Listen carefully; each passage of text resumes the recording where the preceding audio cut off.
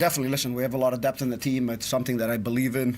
Sometimes it's hard for the guys because you have very good players who start most of the time on a lot of teams, who have to rotate in here. But the one thing I've told them is keep their heads on straight, because when your opportunities come, it's always about making some magical moments, and that was today. And it's great for Smyrniottis to get his first goal in the moment that he got, and he's been playing and he's been training well, and I'm very happy for him. Bobby, what did you say at halftime? Your team seemed to come out with a little more bounce in their step in the second half. What did you rally the troops with? Yeah, I think we had a lot of positive moments in the first half, but I think we just needed to be a little bit more aggressive.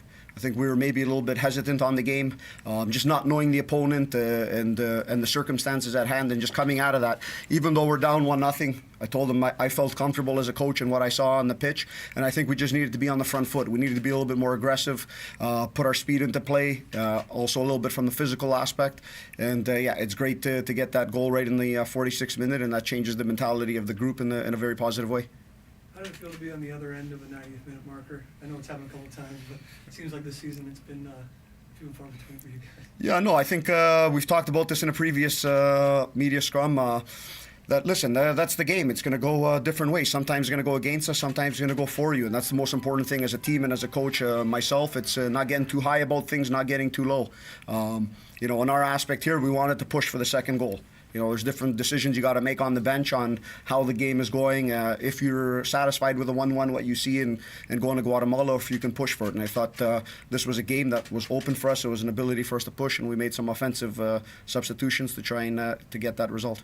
I've asked you about preparation several times this year, but how difficult it was to prepare for that team. The team was barely played this season. A team you haven't seen have had a lot of changeover in the last 2 seasons. Yeah. I think the first comment we made as we come into the change room, the coaches, myself, and the other staff, we sit in the room together. The first thing we said is, now we know who we're playing in the next game.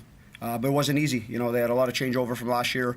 We see them in 3 games at the beginning of the year, and like us at the beginning of the year, a team is much different when you're further on in the year. So I think this game goes a long way in giving us a better scope of our opponent, giving our guys a better scope of the opponent, and now they understand what they have to do in the next one. You talk about, your team wasn't that aggressive in the first half, and then you kind of changed it coming out in the second half. How hard is it to break down a team that was sitting in so well inside their box in the first 45?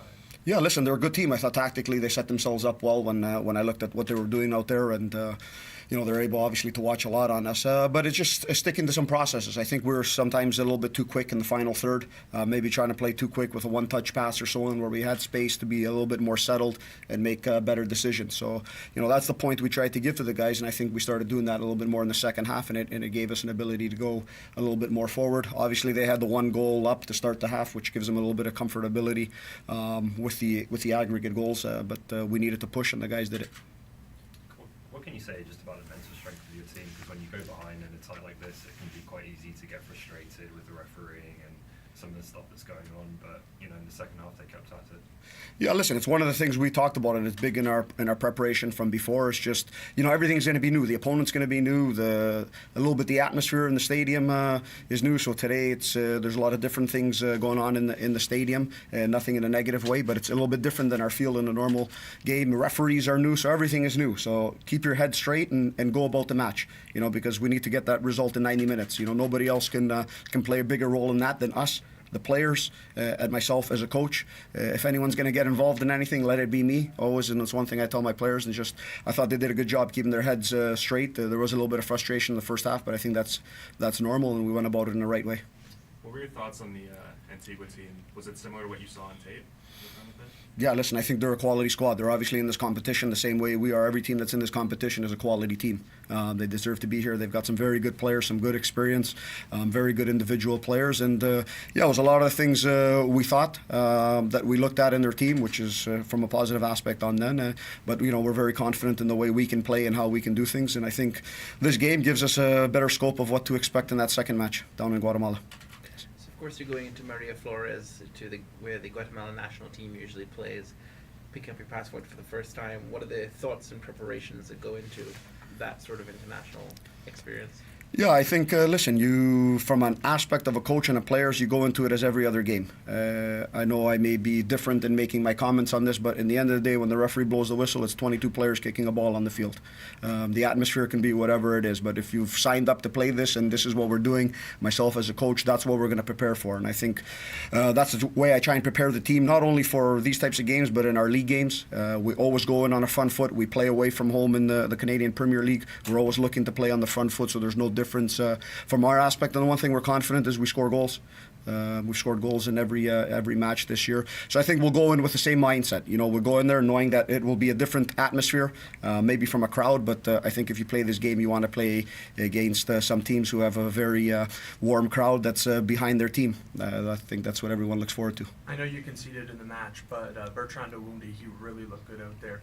He was getting his head on every ball. Has he settled in now, being the kind of the captain of that defense? Yeah, I think he's been great. He's been fantastic in the last couple of months of the season.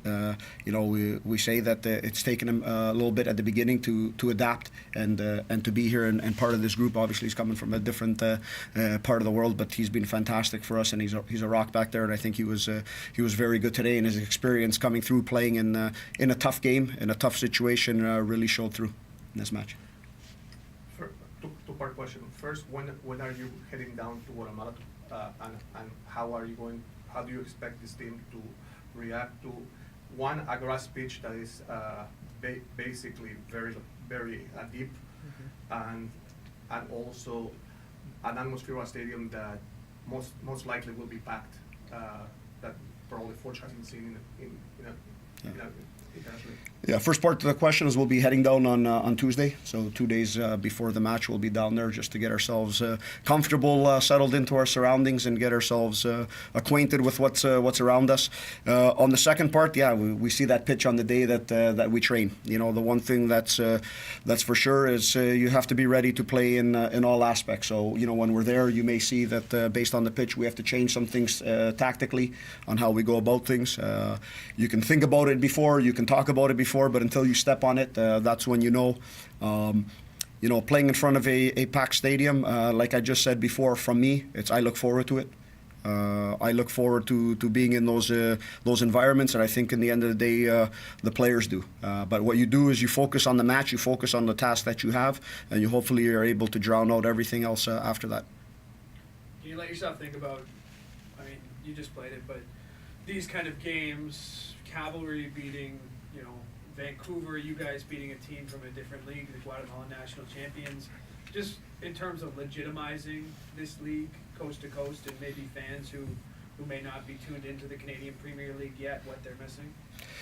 Yeah, listen, I think every positive step we take as any teams, whether that's Forge, Cavalry, Halifax, or any of the 7 teams in this league, is important in this first year. We are unknown to many people around the world, not only around the world, but even in CONCACAF. And I think this everything helps every step for people to understand that, you know, this is a league that's coming. There's quality here, there's quality players, there's quality facilities, and you know, we're going to come around, and we want to be able to compete. We don't just want to come into games and be happy to be here, but we want to keep on going and push ourselves. So I think every success we have as a league, it doesn't just come down to each and individual team, but it helps our league all around, and that's where we're looking to accelerate here as Forge.